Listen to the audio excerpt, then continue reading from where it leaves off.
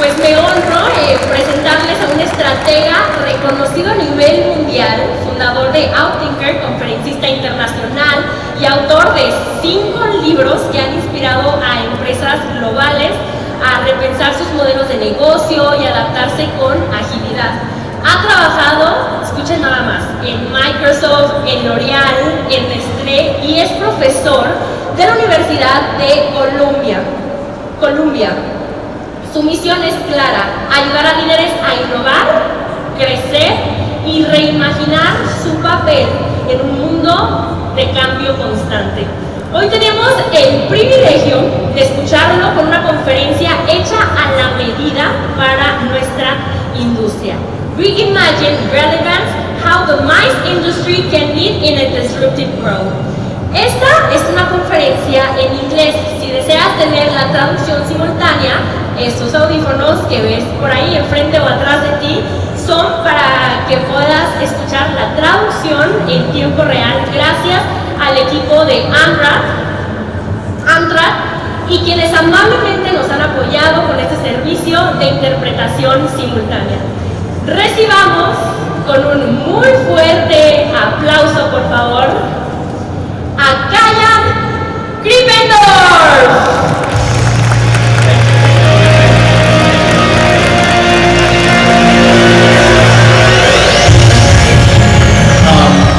It is great to be here with you. Yo crecí con una latina y entonces aprendí un poquito español y las primeras idiomas de mis niños eran español. Pero hasta 5 años ya como yo no podía comunicar con ellos, entonces mi nivel de español no es suficiente alto para dar esa charla, entonces en español, entonces voy a darlo en inglés. Okay? Awesome. We're going to be talking about reimagining relevance and how the mice industry can shape the future of events. I want to just frame it up first with the idea that the game is changing, and we're going to hear about that from Diana in a little bit. This is Ray Kroc, he's the founder of McDonald's. He said that my attitude is that competition can try to copy my style, but they can't read my mind, so I'll leave them 1.5 miles behind. So let's think about the success of our events and our organizations as being a result of a flow of ideas that come out of our heads, into our teams, into the marketplace, and we kind of want to overwhelm the future with really interesting ideas. This is how innovators shape the future. Now there's some ideas that are better than other ideas. Ideas that your competitors, someone who would want to copy you, or fight you, or slow you down, when those competitors don't try to do those things, but instead they ignore you, they let you innovate, those are better ideas. So we're looking for a certain type of idea, and all the innovators that I study look for this particular type of idea. My favorite phrasing of the kind of idea they're looking for is that of Gandhi. He said, first they ignore you, then they laugh at you, then they fight you, and then you win. This really is the trick to good strategy and innovation. You do something that others could do, but they choose not to do. I like to call this idea the fourth option. I think this is a very helpful metaphor. So 3 is just a symbol of a point at which we feel complete with our options.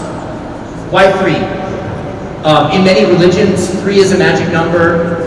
The strongest shape is a triangle with 3 sides and 3 corners.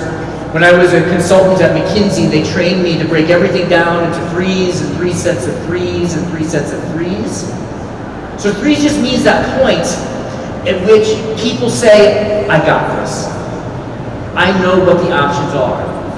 And what you'll do as an innovator is you'll recognize when others have stopped thinking, and you'll say, I am going to introduce a 4th option.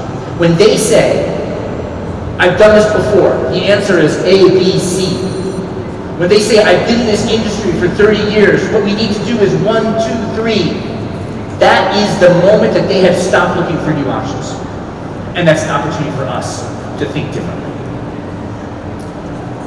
And when the game changes, it allows us to play the game differently. We're going to be hearing about I usually don't incorporate football outside of the United States, but we're going to be hearing from a famous football player, a quarterback. And when the quarterback was introduced, the forward throw was introduced in 1911. I won't give you the whole story here, but let's just say there's one team that was not a very good team. And there was another team that was the best team. But this one team that was not a very good team played this team in 1911 in this famous battle, and they destroyed the better team. Why? Not because they were faster or stronger or had better talent. They had mastered the new technique of throwing the ball. They mastered the new technique. So I'm going to give you some ideas of how we can come up with these fourth options and change the game. Let me give you a sense of what it's like first to compete with someone when they introduce a fourth option. In ancient times in China, the way that wealthy people entertained themselves is they would race horses. And there was one general who was frustrated because he kept losing to the prince. So he had asked the advisor for help, and the advisor observed some of the matches and said, this is a very simple game.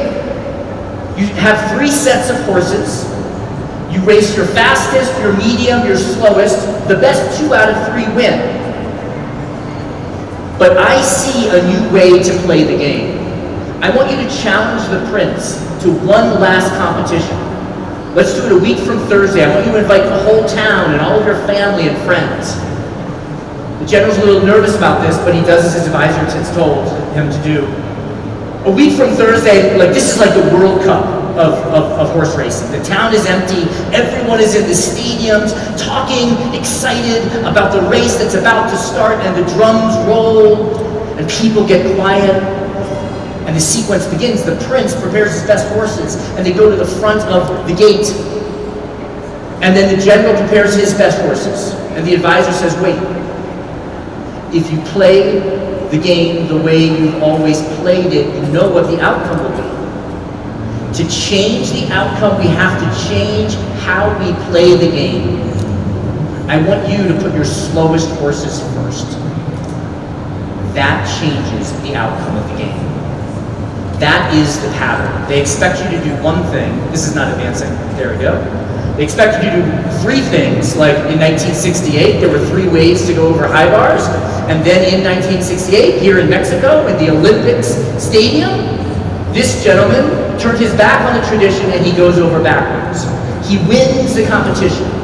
He changed the game by introducing a new technique, a new strategy that his competitors couldn't respond effectively to. The main point I want to make out here is that it's not that you need to understand the technology. We're going to talk about the technologies that are shaping the events industry.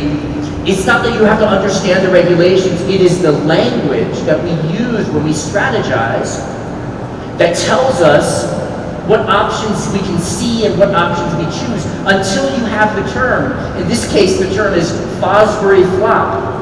Until we have something that we can name it, you can't call a coach and say, hey, can you teach me this technique? You can't get a manual on how to do the Fosbury flop. There's no conference about the Fosbury flop.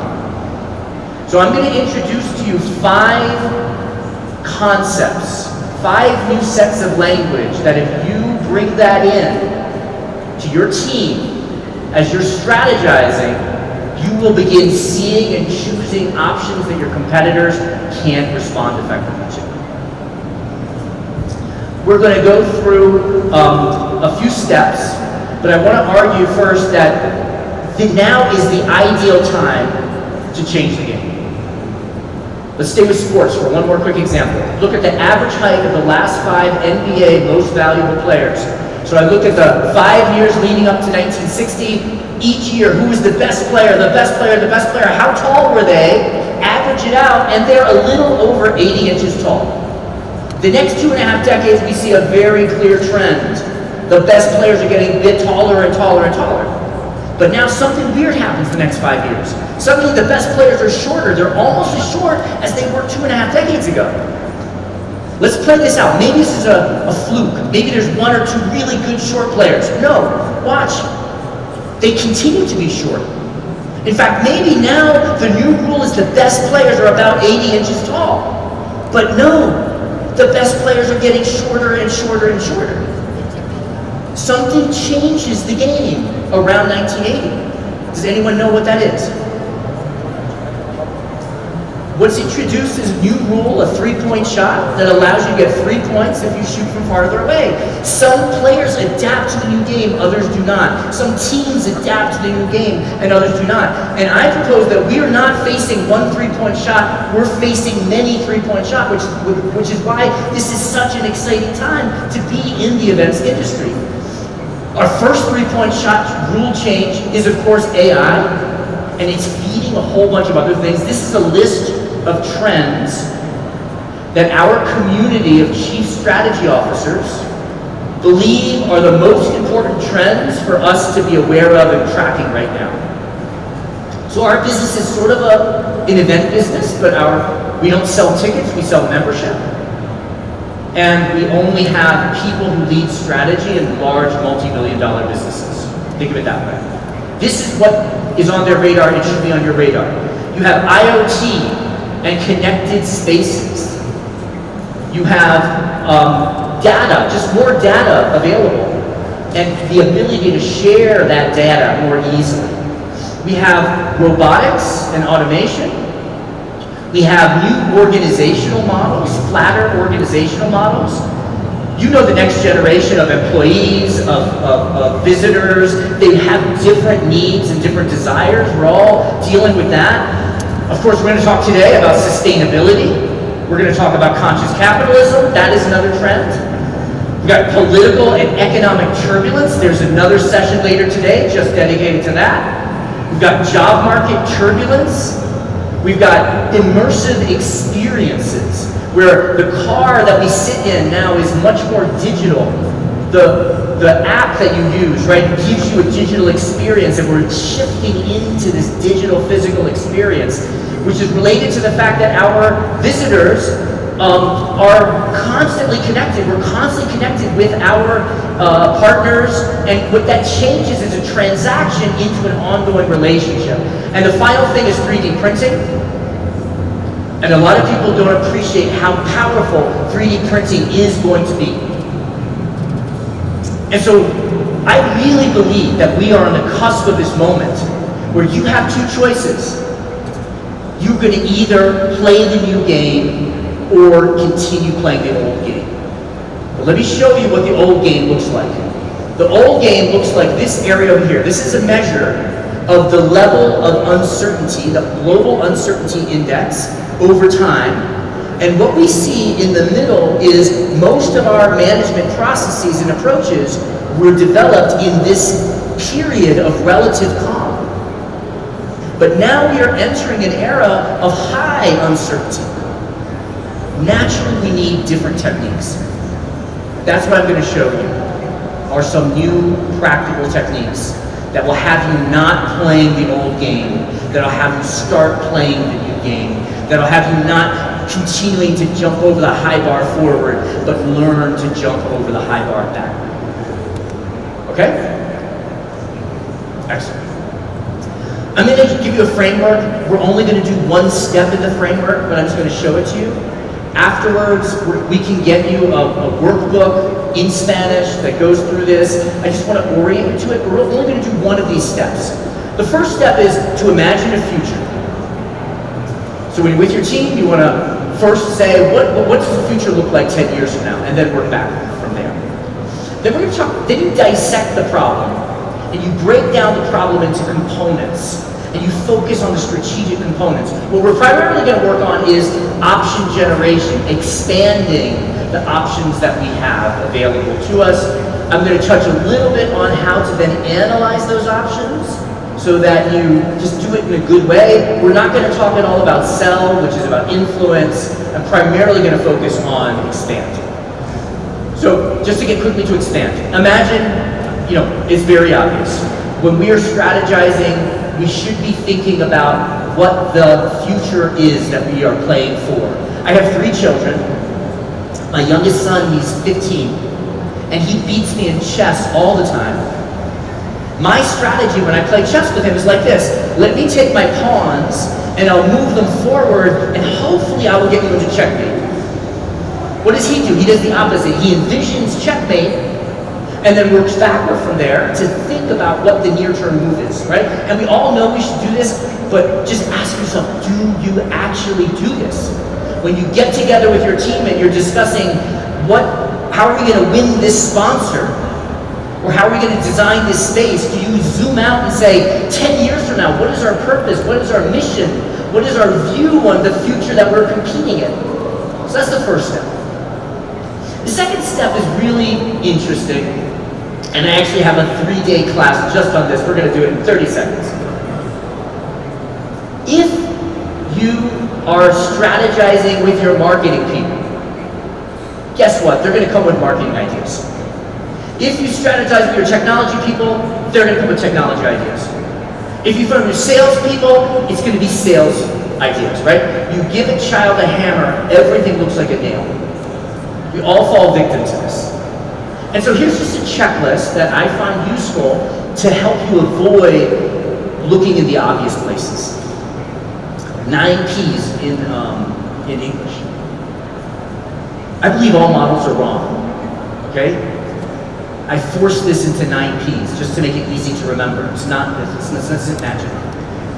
The first is our product or service.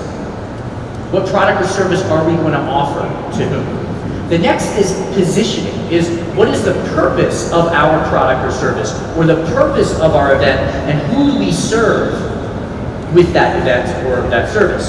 The pricing, who pays? When do they pay? On what basis do they pay? What time do they pay? How easy is it for them to pay? Then we have placement, which is distribution. How do we deliver our value to the customer before purchase, during the event, afterwards? Promotion, of course, marketing and sales. How do we get them through the funnel? How do we get them to buy a ticket? How do we get them to show up? The physical experience, not only of the event itself, but the physical experience of the pre-purchase and the post-purchase. What do they see, smell, hear, taste, touch? And then how do we operationalize that? What about all the operations that we need in place in order to deliver on the other things? Got 2 more. People. Who should be on our team? How do we recruit them? What are their incentive structures? What are our organizational values? And then finally, purpose. What is that core purpose that drives us to produce awesome results for ourselves and for our audiences? So the next step is just to go through this list and think consciously about which of these areas we should be strategizing on. Does that make sense? So that's the first 2 steps. Pretty simple. I'm primarily going to focus on expanding. Here's the thing in expand, is how can we see winning options? We can learn a lot about that by studying great chess players. This is Alexandra Kostanuik. When I interviewed her, she was a women's world chess champion. And what she'll do as a marketing stunt is she'll challenge a whole town to play chess, and she'll go from one board, she'll see the winning move, she'll go to the next board, she'll see the winning move, and then when she's done with her round, she's going to repeat. She is going to beat all of them. How can she do that? Well, research says it's because she does not use logic. She uses patterns. And she recognizes more patterns. It's actually been measured that master chess players recognize twice as many patterns as experts, and grandmasters recognize 10 times as many. So what I'm saying is you're smart, you're successful, and you have acquired some patterns that work pretty well. But we don't have a full catalog of patterns available to us because the short-term working memory of a human doesn't allow us to have a catalog of all the different patterns. I believe that fundamentally there are 36 different patterns. We're not going to go through 36 patterns.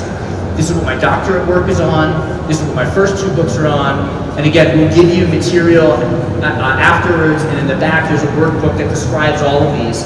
But there are really, of these 36 right now, there are only 5 that you really need to know. So I'm going to briefly go through each of these. I'm going to try to make up a little time, so I'm going to maybe skip a slide or 2, just to help you get on schedule. Okay? Move early to the next battle.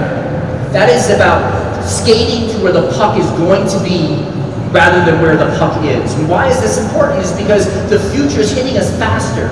It used to be that you could introduce a new concept and you could run it for 10 years and then you could introduce a new concept, but now the lifetime of that concept is shrinking. We already need to be planning on the next concept. And I want to propose that if we take all of these trends, there's one vision that will help you see where the future of the events industry is going. You ready for it? If we take all these trends, we'll see some of the trends are turning physical customers into digital customers. We now know when our visitors, when they use facial recognition to check in, we know which sessions they attend, we can know what they ordered, everything they touch is a like button, and we have constant interaction with them digitally. That's a very different model than the model of business that we've grown up with, which is a non-transactional model. The second thing is, we layer on top of this, we move from economies of scale to personalization at scale. We can 3D print things. When we're providing a digital experience, we can personalize that digital experience at almost no marginal cost. And when you get your head around the fact that personalization now can be done cheaply, and if your competitors don't get that, you're going to be very far ahead. Next is we have the cost of distance. Ordering things from far away is more costly. Why? Because we don't know if the supply chain is going to be broken. We don't know if there's going to be a war that's going to make it hard to transport this stuff. Or what are tariffs going to do? Or the fact that when we ship it, it produces carbon emissions, and that's costly because now we're going to have to pay because of regulation. So the cost of distance goes up. And then finally, at the center, people are expecting more personalized, fast experiences. Yeah? So let's take all of this, and I'm going to propose there's just one concept that explains where everything is going. I call it proximity. Value is going to get created closer and closer to the moment of demand in time and in space. Does this soda machine, this Coca-Cola soda machine, is this popular in Mexico? I don't know. So they developed this soda machine, and what you do is you go up to it, usually it's in a movie theater, and you order a diet, caffeine-free, vanilla cherry Sprite. And it will make that for you right there. How can it afford to create those personalized products? Is that they don't mix, they don't create the value by mixing the syrup with the soda. They don't do that 100 miles away, weeks ahead. They wait and wait and wait until the person wants it, and then they combine the value. So when you're creating experiences, you are combining things. And what I'm going to propose is we want to wait and wait to combine those things closer to the moment that our audience has the need. The same technology that allows that allowed DARPA, a government organization in the US, to fund this project. This thing can take basic materials and then combine them on demand to produce generic drugs. So we have no more inventory of drugs, we're creating it on demand. Many, many benefits of that. Across every sector we see value getting created closer to demand, whether that's food, getting grown closer to where and when people want that. Drones allowing us to provide safety, allowing us to move things closer to the point of demand. 3D printing of swag that's personalized on site for people. So we're not producing, we're trying to guess who's going to show up. We produce it on demand. Designing spaces with 3D printing, like WASP 3D does. This is a space they created for Dior.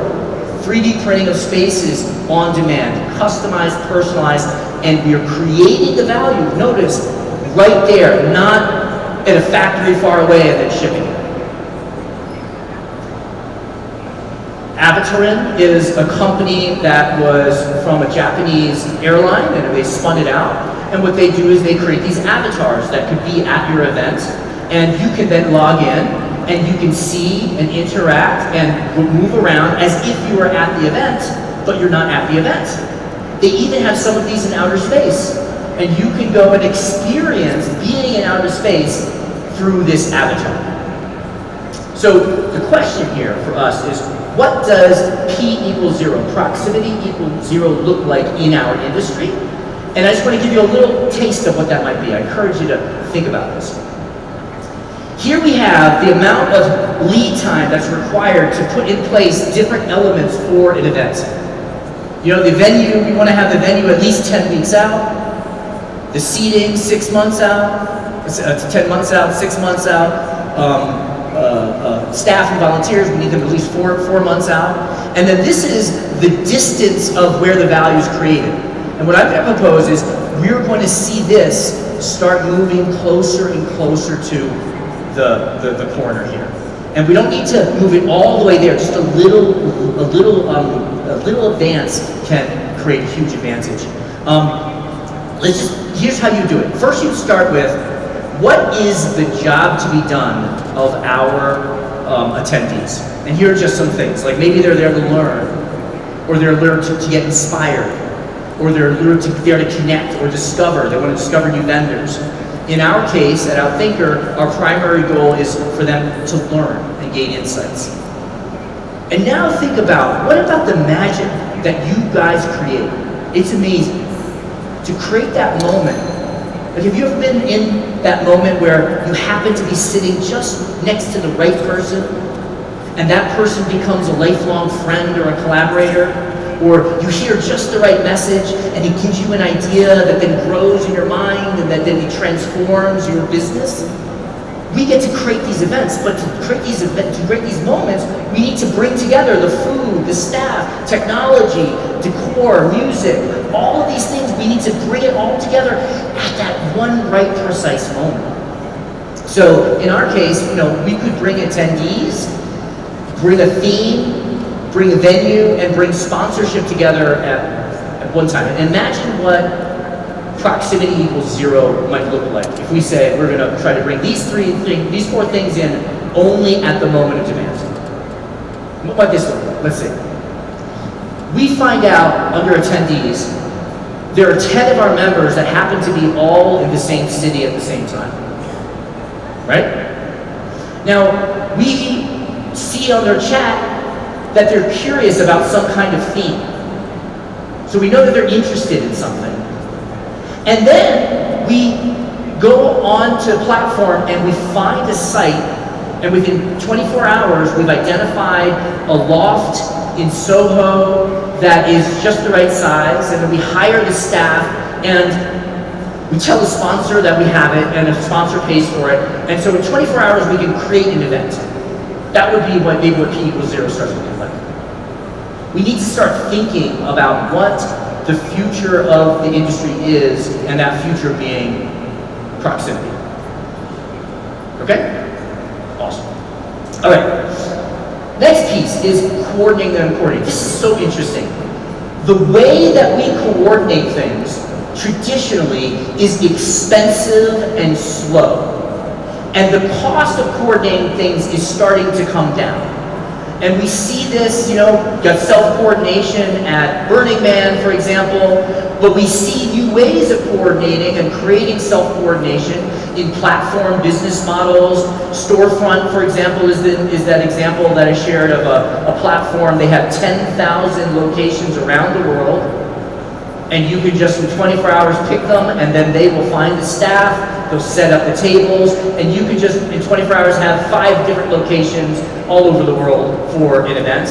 InstaWork allows you to recruit staff on demand very quickly. They're trained already on the different aspects of the event. So why this is coming down is that all of our spaces are getting smarter. When our visitors, they go through the airport, they do facial recognition, and they're in a smart space. When they pick up their ride, it is a smart experience. When they're driving, it is a smart connected vehicle experience where these vehicles can see around corners and communicate with each other. In the hotel, they're going to check in, and it's going to be a smart experience. The hotel already knows what they're interested in, and they're going to be able to effortlessly walk up to their rooms.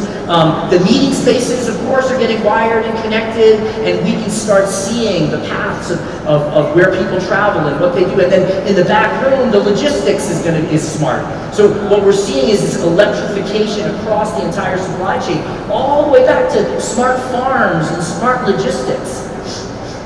So I just did this little experiment. What would it look like to create an event using some of the tools that are already available? And so here's what I think we could do. First, we use Ticketmatic. And what Ticketmatic will allow us to do, it'll be the engine of our ticketing operation. It's going to allow us to set different prices. $0 for members, $2,900 for non-members, a $2,000 sponsorship package.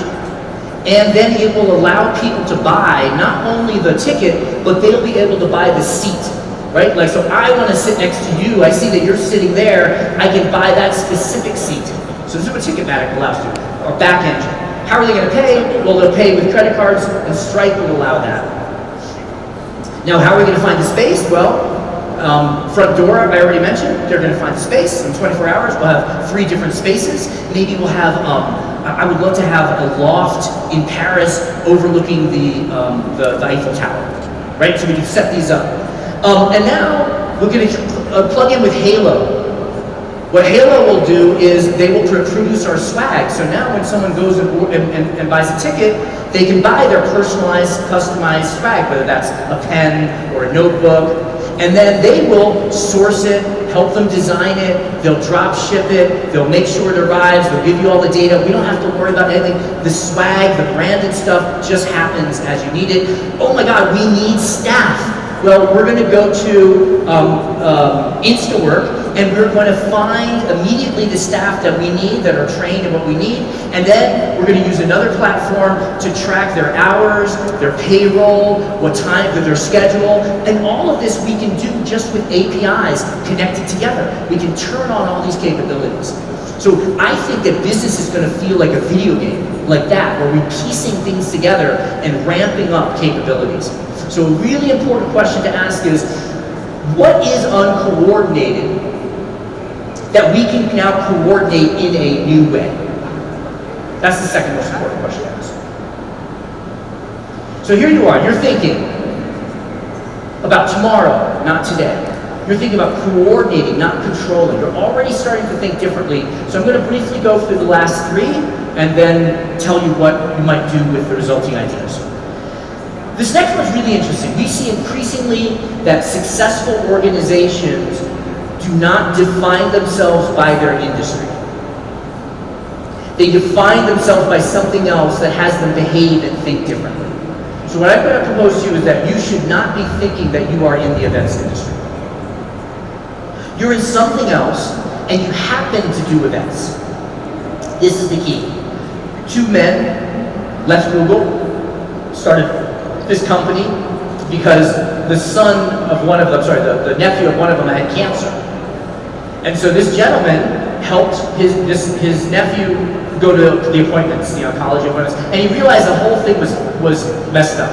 That the oncologist didn't remember what treatment they gave before, and then you go to another oncologist, that oncologist didn't know what the other oncologist did. There's a big data problem. So they created this company, Flatiron Health, the mission to improve lives by learning from the experience of every cancer patient. So they go to a customer and they say, we're going to offer you practice management software, but we're not a practice management software company, we are a data company. And we're going to give you insights on, using data, how to improve your treatment. Over the course of 7 years, they attract 2,000 oncologists, and then they sell it to Roche Pharmaceuticals for over $2 billion. $2 billion US of value creation by just holding on to this idea. We are not a practice management software company. We are a data company that happens to be in practice management. One more example, closer to home, Airbnb. hugely successful, transformative, right? And if you look at how they define themselves, look at their filings at the SEC, Airbnb is a community based on connecting and belonging. You can do so many things if that's what business you're in. But let's look at Marriott. What do they say they are? Marriott International is a worldwide operator, franchisor, and licensor of hotel, residential, and timeshare properties. That's boring, right? That is boring. You can't do a lot of exciting things like this. And so what we want to do is say, you are not in hospitality, you are not in events, you are in something else. In the case of Airbnb, we are in community. And get your team to strategize taking off the hat of events and putting on a new hat. That make sense? Awesome. It is maybe the most powerful question to ask is, what business are we really in? Now I'd like to talk a little bit about be good. What we're seeing, and this has been a theme here, is that the old view that an organization just exists to create shareholder value is reaching its breaking point, and that a better strategy is one in which our growth is good for the community, for employees, for the government, for the country, for the environment, for the world. So here's what I'm not saying. I'm not saying it's a good idea to do good.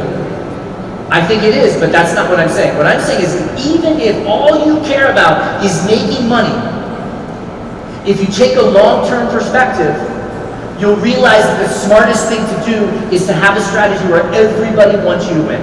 It's just smart. My wife was the general counsel at MasterCard for a number of years. She's now the general counsel at Televisa Univision.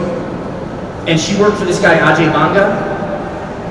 He took the stock price from $25 a share to $350 a share.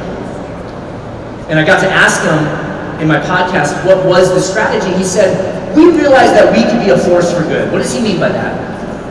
We don't need to compete with Visa or American Express. We need to compete with cash. We're going to create a world beyond cash. He started talking about this world beyond cash. And it occurred to him, a world beyond cash, that's a better world.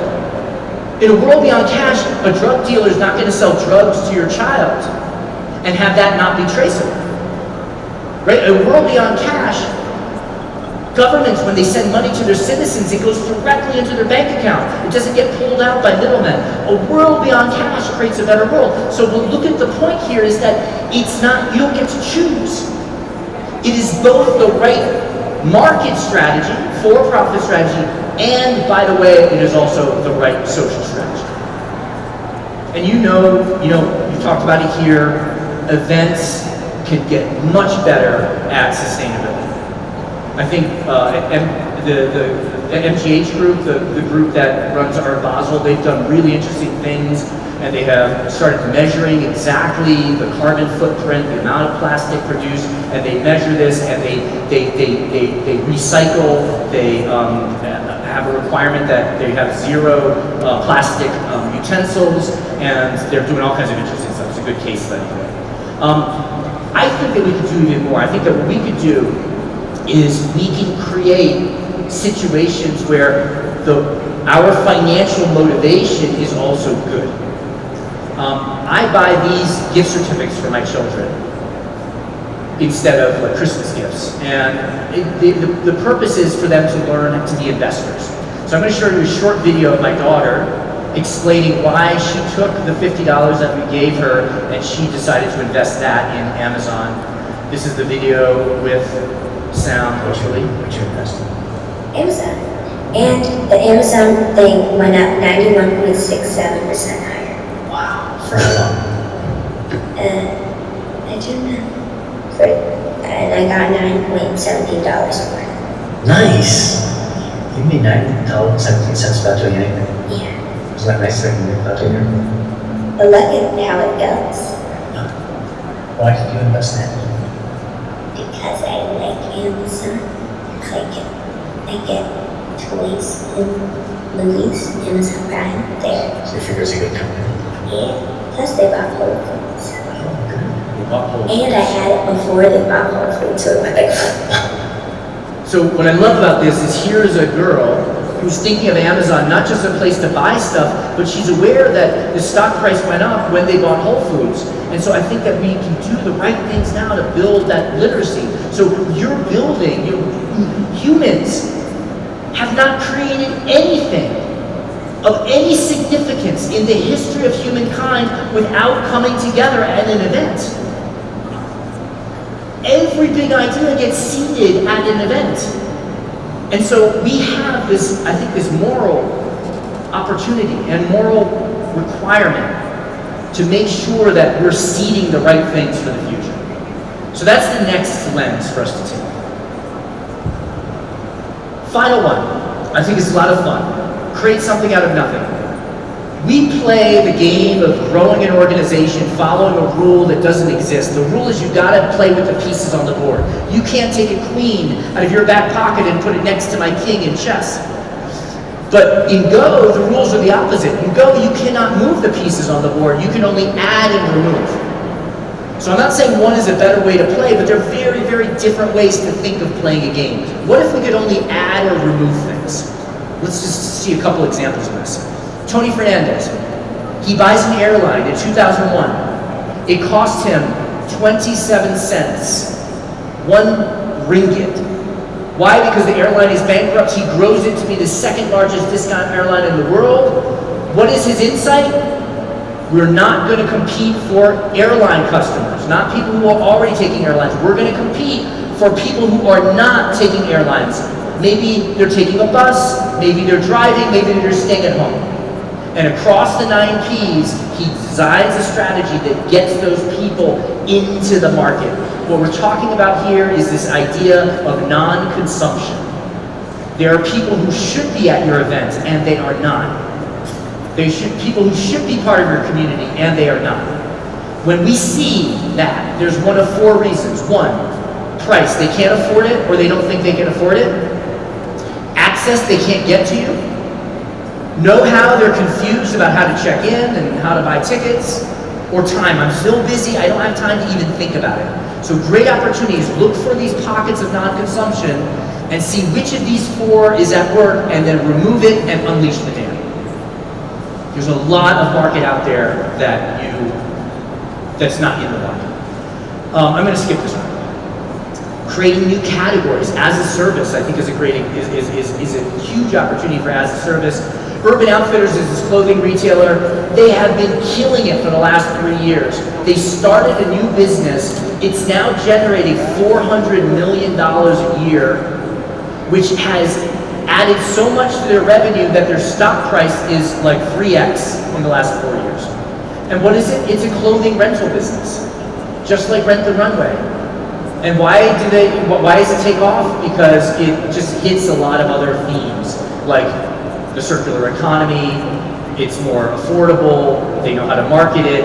As a service is really powerful. So I think that is something that we, in the events industry, I think we're still stuck on transactions and not on relationships. We should be doing this. Salesforce introduces software as a service. Netflix introduces, they just change the basis of pricing to per month rather than per rental, and they create entertainment as a service. Rolls-Royce sells propulsion as a service across every sector. That's the other thing we should be looking at is, can we create the as a service model? Creating categories is so powerful. Gatorade grew and grew and grew, and nobody responded because they weren't aware that this was a new category being created. Same thing Red Bull did with energy drinks. So the last question is, what would you like to add to the game? What new customers, occasions, categories, needs would you like to add to the game? So I'm just going to close up by saying, we asked these 5 questions, right? If you take them home with your team and you spend 7 minutes on each one, you're going to have 40, 50, 200 ideas. And my last tip for you is, what do you do with those ideas? Because here's the problem. When we get to analyze, we start choosing which ideas we're going to pursue, the best ideas are going to look impossible. Amelia Earhart said, never interrupt someone doing what you said couldn't be done. But think about this logically. A 4th option will make our competitors ignore and laugh at us. They'll ignore and laugh at us because they'll say, oh, it's never been done before. And the fact that they don't believe it will mean that our team won't believe it. So we will throw away the really promising idea. There's a simple way to get out of this dilemma, though. Take a tip from Albert Einstein. He said, it's not that I'm so smart, it's that I stay with problems longer. It looks deceptively simple, but I promise if you do this, you will start releasing fourth options. Take every idea and say, is it easy or difficult? If we did it, would it be high or low impact? Take your wasted time and stop doing them. If you include on your list things that you're already doing, you're going to find that you're wasting time. You're going to end up with some tactics. Just make a list and go do them, delegate them once a month or once a quarter, just decide which to execute. You're going to think that you have some winning moves, but the fourth option will almost always appear in the fourth quadrant. It'll almost always appear to be a crazy idea. And what you want to do with your crazy ideas is circle a few of them and say, how can we turn a crazy idea into a winning move? Maybe I can go to an event and partner with someone. I can meet someone who could give me the capability so I can do it faster. Should I check if the technology even exists? Often the technology already exists. And a lot of things that we think are crazy actually are not as crazy. And then you introduce your fourth option. And what is that going to be? You're going to do these 5 things, right? Imagine, dissect, expand, analyze. We're not going to do sell. I've given you 4 tools. Proximity is your tool for imagining. I've given you the 9 P's for dissect. I've given you the 5 stratagems for expand. I've given you that 2x2 matrix for analyze, and in sell we didn't do anything. As I said, we wouldn't. If you just bring that into your company, here's what's going to happen. You're going to put your slowest horses first. And your slowest horses are going to be so slow that none of them are going to cross the line before the prince's fastest horses. And everyone will laugh at you. Your kids will hide their head in shame. Your dad's going to leave.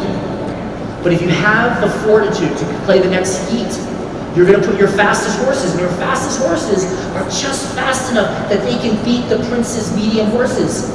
Right? The prince can't run as fast as horses. He already has. So it's 1-to-1. And then in the 3rd heat, people are going to start saying, wait a second, maybe this is working. And in the 3rd heat, your medium horses are just fast enough that they beat the prince's slowest horses.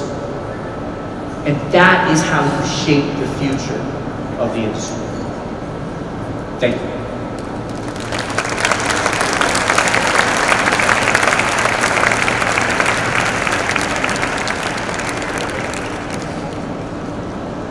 Gracias, Kaihan. Tenemos un regalo para ti. Bueno. Thank you very, very much for your conference. Thank you, Muchísimas gracias. Es un pequeño detalle de el latido de México, Puebla, para que cuando brindes, recuerdes de Excelente. Muchísimas gracias. Gracias. muchas gracias. Gracias.